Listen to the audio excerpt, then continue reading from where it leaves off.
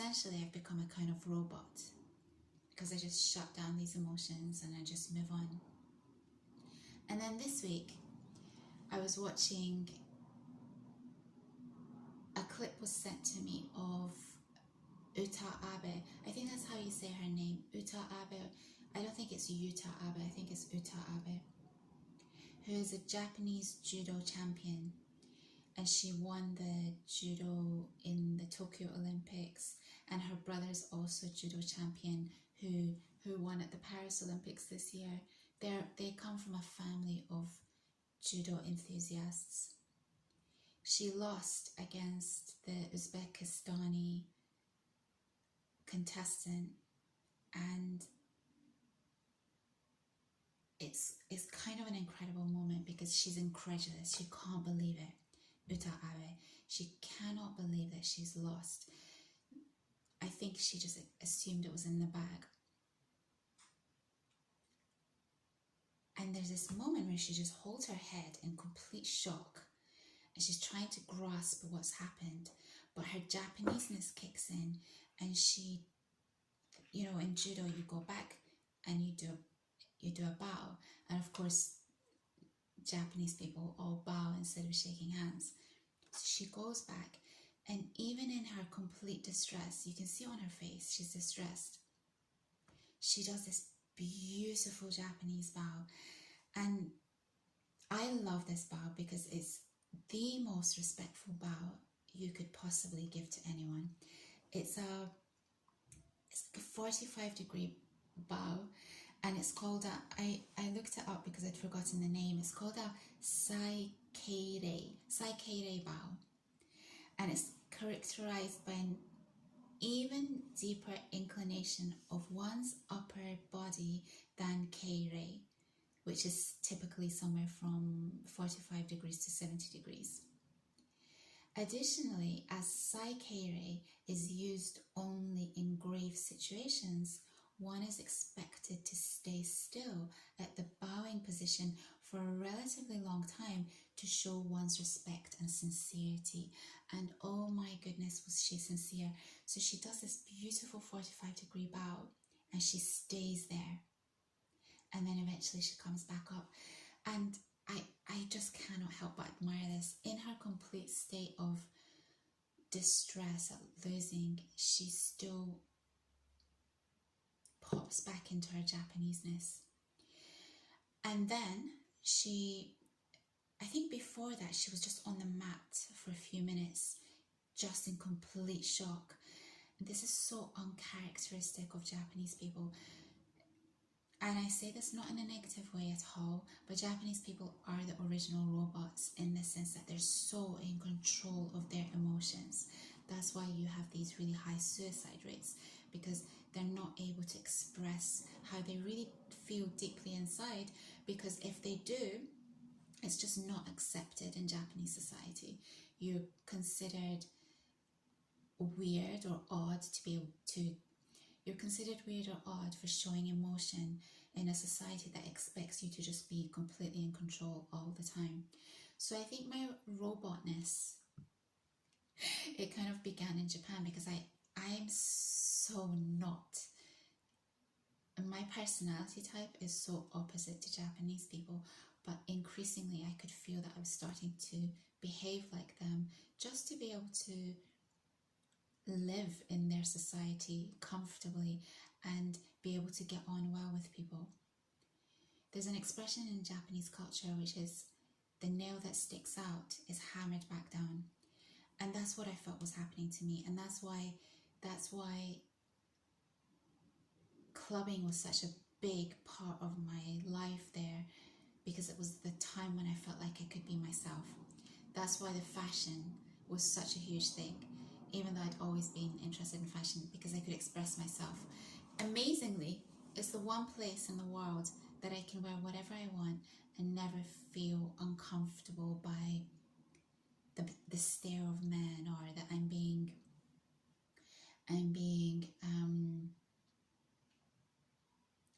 objectified, I suppose. So it's a very weird experience, because on the one hand I felt so free there, on the other I felt like I was losing my personality and my vibrancy. So this roboticness kind of started in Japan, and then it followed me back into London, because I was behind by the time I came back to London. Everyone else had established themselves here, whereas I was just having fun in Japan. I was working hard, but mostly I was there because I just loved the lifestyle that I was having. I'm getting derailed a little bit. Uta Abe, so she does this bow, and then after that, I think she breaks down. She completely breaks down. She starts wailing. She goes towards her coach and she starts crying and wailing, and she leans on him, and he does not know what to do.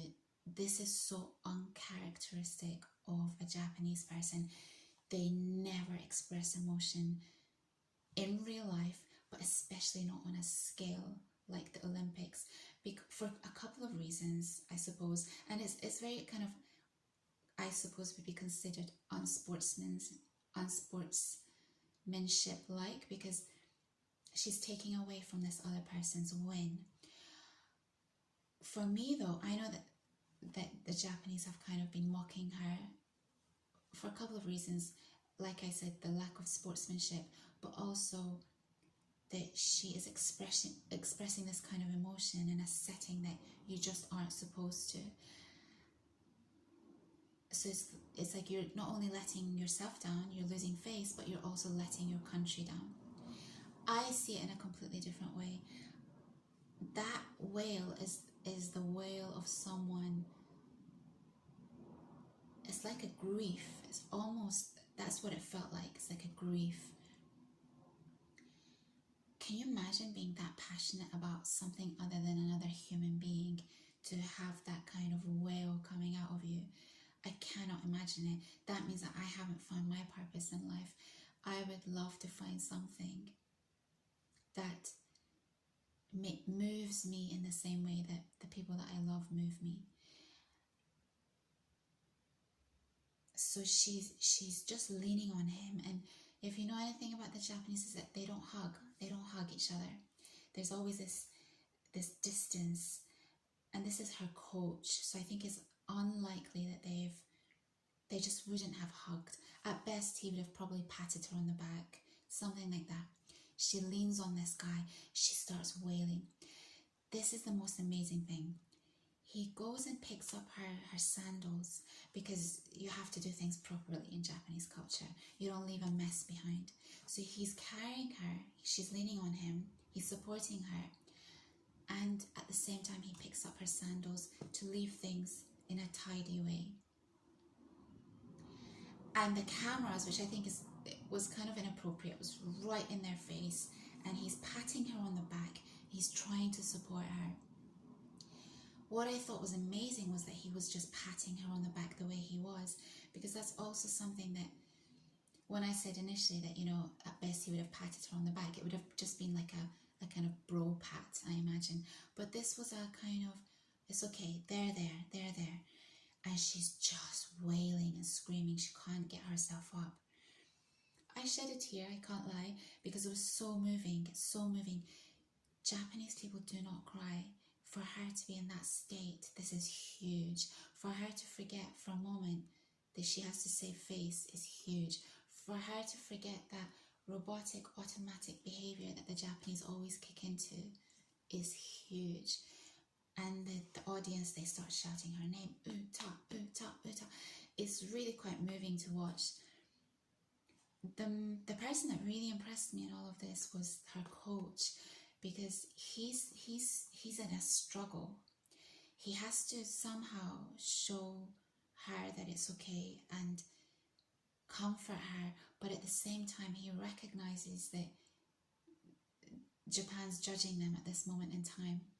So he's stuck between a rock and a hard place, but he erred on the correct side by just comforting her in the best way that he could, in the best Japanese way that he could. I was so impressed by that. He didn't